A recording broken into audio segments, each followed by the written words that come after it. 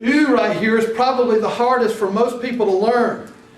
It's a little bit more difficult, but if you can learn these, if you can learn the alphabet, if you can learn the vowels, and if you can learn the diphthongs, you'll be on your way. Now, if you don't want to learn the vowels, and if you don't want to learn the alphabet, you don't want to learn the diphthongs, there's not a lot you're going to get out of this class, because you really got to get those down to be able to move on. All right, let's see. What else do I want to talk about here before we move on? Yeah. Yes? Are you saying epsilon, upsilon is the U, like in Europe or Europa or something like that, and O or Omicron, upsilon is U? Yes, so this is U. Like That's not U up there, it's U. It's like, it's not U, it's U. It's not the same, but it's close to the same.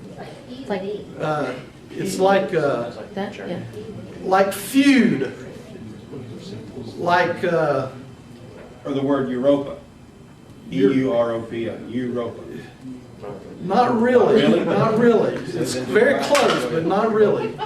Russell, what do you think? What? I've heard it described as trying to say "hey you" without saying the H and the Y.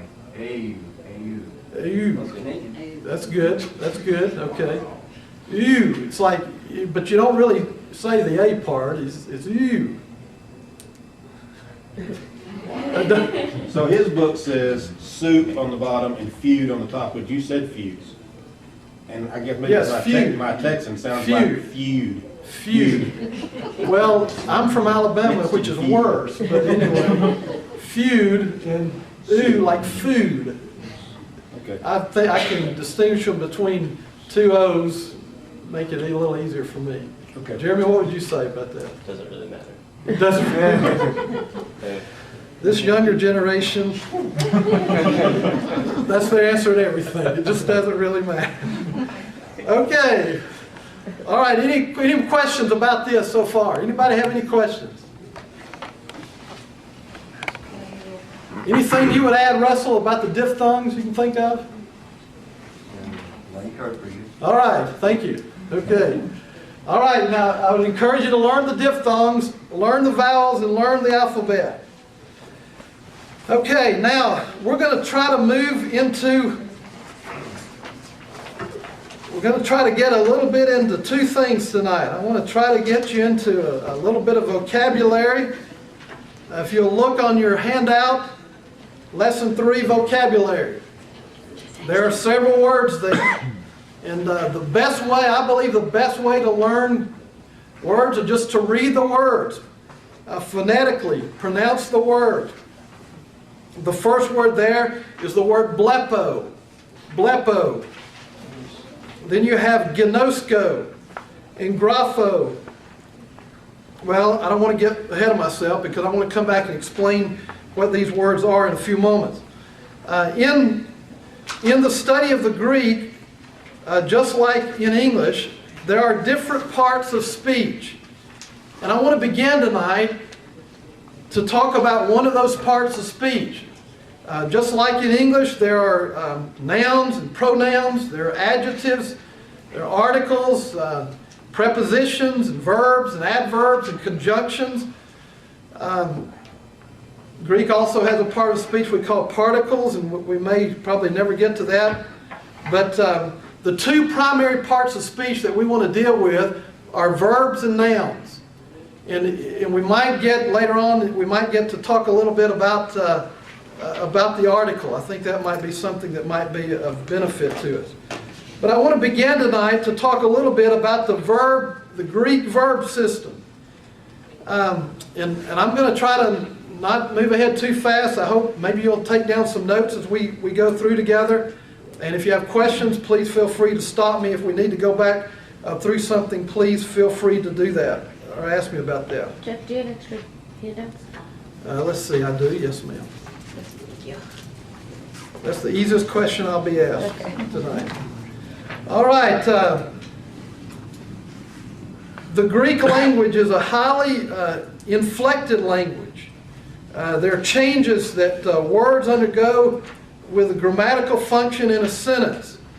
The verbs have primarily two parts to the verb. There is the root part of the verb, or the, sometimes we call it the stem, and there is the ending. The ending has been called the affix. You'll notice on your handout there, we have, first of all, we have the stem, and then we have the affix. The affix is just the ending of the verb. There are really two parts, and if you can learn those two parts to every verb, you'll be in good shape. The ending changes a lot. I read recently when doing some studying that in the Greek language, there are 8 different endings for nouns, possible endings. There are 24 different endings for adjectives or pronouns. And for verb, there are almost 500 different endings. 500 different ways a verb can end. Now, because of that, it can sometimes be somewhat confusing. But we're not going to get into all of the more confusing parts. We're going to try to stay with the most basic part. The stem, if you have a verb, let's look at a verb on your outline there, on your handout. Look at the word blepo there. The word blepo. Blepo can have many endings, but the stem will always stay the same. The word blepo means I see.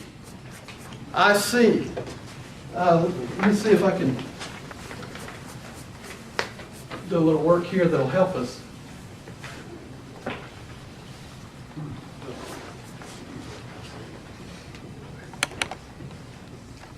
Okay, blepo. I see. The ending is the omega. That is the ending. The stem is the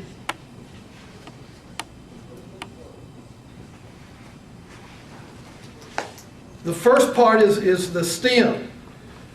No matter how often you have this verb, this part will always be the same.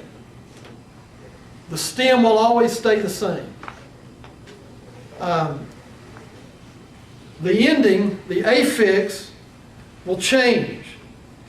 And the Greeks would sort out things such as to define a verb or to explain a verb. They would sort out things like who is doing the action.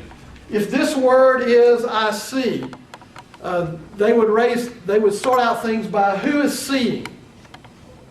Well, the ending here tells me that I see.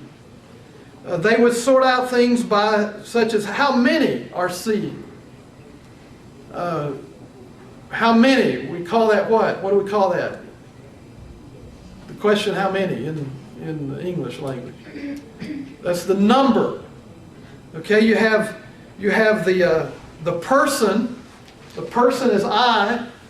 The number is how many. Then they would ask questions like whether the subject is doing the seeing or is the seeing being done to the subject. And then they would ask how the person sees the kind of action and how he views the fulfillment of it, what is happening. So there are many, many different ways that you would come to an ending. And these endings are called affixes, and sometimes they're called inflections. But the best way probably is just to remember the stem and the ending, or the root and the ending.